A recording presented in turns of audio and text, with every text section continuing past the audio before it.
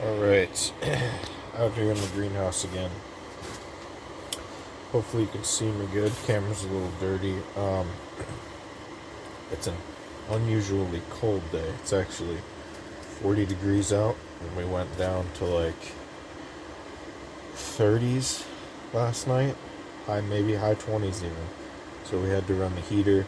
We're actually running the heater right now, just because it's only 40 and this is my little microclimate. So I want to get it to what I want to get it if I'm going to be out here. I've got the little chair seated here, and it's like if you have heating in your greenhouse for just a couple cents, you can create this space outside where you can go to and enjoy the plants. And it's much different than just having plants in your house. So let's turn it around. Now, hold on one second. Now, I will say, not much has changed since the last video, although I just added some perlite to those seeds that we planted. It may seem like a lot of perlite, but it's not. Plants love perlite. I also planted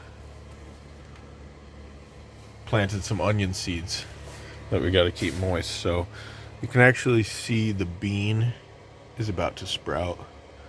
It's only been 1 or 2 days, and yeah, beans will usually sprout in 1 to 2 days. Now, the interesting thing we didn't really touch on or go into last video is we have taken these 1-year-old seedlings, 1-year-old seedling Jabdicavas. They were started last winter, and we taken them into dormancy, complete dormancy. So you see, all the leaves just fell off. I'm letting the leaves just sit in the pots. That'll be extra nutrients. Pulling all the weeds I see, like this one. And trying to see here if we can. Now this is definitely gonna be a loss. That's the mangosteen completely. I mean, there's a possibility it'll come back from the root, but this one looks like it's well on its way out as well. So we're seeing, it'll be the first time really documented that we're going to see if we can take first year seedlings into complete dormancy of Jabdicavas. Now, we have some of them hanging on. Literally, just a couple. This one. I don't know what made these 3 hang on, but they are hanging on to their leaves, or they might still lose them. Then I have this one. So a couple of the Jabos still have leaves, but literally the majority of them we've taken to complete dormancy. Most of them are first year seedlings. This one, believe it or not, is first year, taken to complete dormancy. And we're going to see if they come back. This one is second year. It's a little bit bigger. The structure's beautiful. It has open center. Looks like a little bonsai. It may have formed so well because it was pruned at a young age. Maybe I cut out the central leader, and it's got this nice bowl-shaped open center. So, really hoping this comes back. This is one of my prized possessions. This one, I just always loved the form. Really hoping the Matosi that we took into complete dormancy here comes back. So we've got a lot. I mean, when it's time to come back, and these guys start coming back, because I'm pretty confident the majority of them will, we're gonna be probably losing our minds, because we got a lot on the line. We have a lot of plants that we're waiting to peak back out, and some of them might not, some of them might. You really don't know till you know. We also got the Patangatuba down here, complete dormancy. So we've got a lot of semi-dormant plants that we've taken completely dormant, and we're going to see if they're gonna come back. Got the Stanley out here, fake Stanley. You've probably seen a lot of these. I was actually watching King of Queens the other night, and I heard a reference to the Stanley Cup, though. So apparently these have always been around. There's just like a new hype on them. I don't know. I'm not really sure.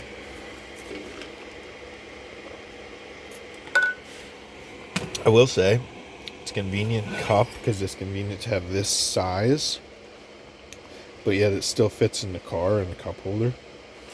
So very good design. I noticed with some bigger cups, like manlier cups, they'll be nice and big, but it won't fit in the car cup holder, and it's like, what's the use of that? You know? So, a little side tangent on cups, but I still think it's relative because the design of a cup is a lot like the design of a pot. You know, it's kind of a vessel to hold things, and technically all in here is hydroponic, grown hydroponic. This is not what you'd consider soil. It's just peat moss and perlite, and technically peat moss is not soil. It's completely inert of nutrients like that. Peat moss is really just a vessel that holds water. Well, it's really just like a sponge that will really retain water. That's what peat moss is. So you kind of realize that when you're getting into vegetables and stuff. You couldn't grow vegetables that need high nitrogen and stuff. You couldn't grow those in just peat moss and perlite. Now I do fertilize with the Hollytone, but that doesn't make them not hydroponic. So I could probably debate with someone about that for hours on calling these hydroponic grows, and just, prove me wrong. These are hydroponic, so try and prove me wrong about that. I'm pretty confident that you couldn't, if we're just talking solely based on my growing medium and the fact, what are they actually growing in. Another thing we didn't look at last video, two other things actually. I'll do this one first just because I have to move it. This is a piece of aquarium wood that I got some numbers of years ago. You can see it's got some age to it, but I let it age outside and naturally got a little clump of clover here and then moss right here. And it looks like it's just going to be a perfect centerpiece on a bonsai. I have an outdoor bonsai that it was sitting on, but I'm like, man, this needs to be showcased. I'm taking the greenhouse. It's kind of its own little bonsai piece on its own, sitting, but it can also be like hung up, which is cool, like that. You can hang it. But it's definitely going to be a centerpiece of a bonsai tree for sure, because it's got that like fallen forest look, like a fallen tree in the forest. Maybe animals made homes in there. That's what bonsai is all about, is like envisioning that little world. So I picked that up from outside, washed it off. Had a lot of bugs eating away at the wood, which I don't necessarily want. I want to preserve the wood. The wood's still in good condition. It's nice, hard wood. I think it's called like dragon wood or something like that. It's really curvy. Or no, spider wood maybe? I'm not sure. But then this other thing over here, and this is really a hydroponic grow system. This is very, very moist. These are fig cuttings. Really this needs to be a little less moist. Hopefully the sun comes and cooks this a little bit today. But yeah, smell is a little too damp in there. But what you do is you get fig cuttings and just lay them down in soil. And you don't do any drainage holes or anything. You don't do any air holes. You keep them sealed in here, and then they'll sprout out. And they're all little fig clones. And I've gotten all my fig plants. I've only bought one fig plant, but I've done this with it many times, because you can cut with fig trees. It's gonna fruit on the new wood, not the old wood. So there's no point in not trimming it and keeping it the size you want it, because in dormancy, you might as well trim it and train it, because the new wood of the season is going to be the wood with the fruit, so you don't have to worry about losing fruit. So yeah, lots of little fruit tips. I'm nerding out about fruit trees right now because I just did all my pruning on my apples. Well, all my fruit trees outside, my apples, my guava, persimmon, and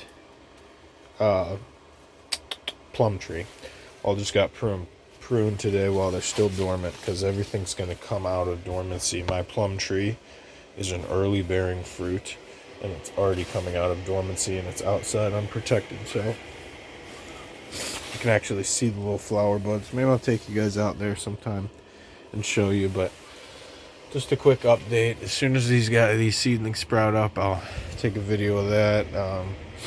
Hopefully catch it the first day and then get a video of it. The loquat, little trash loquat that I ripped up, is doing good. So a lot of people might wonder if you see like a loquat on the side of the road or something in the dirt or hard gravel, clay soil, and you wonder, I'll probably shock it if I rip it out of the ground. Just give it a try. Probably won't, actually. It'll probably do fine, because it's a really hardy plant, and if you put it in good soil, it'll really appreciate that. It's kind of like saving a life there, saving a plant life, because it's never gonna, if it's on the side of the road or something, or somewhere where someone's not going to take care of it, it's not going to reach its full potential, and a city worker will probably just think it's a weed and cut it down someday. So maple tree's hanging on. It was a little cold for it last night. I'm going to turn the heater off. This is the heater. Very small. So yeah, we'll cut the video here. Hopefully you guys learned something, and please subscribe. Thanks for watching.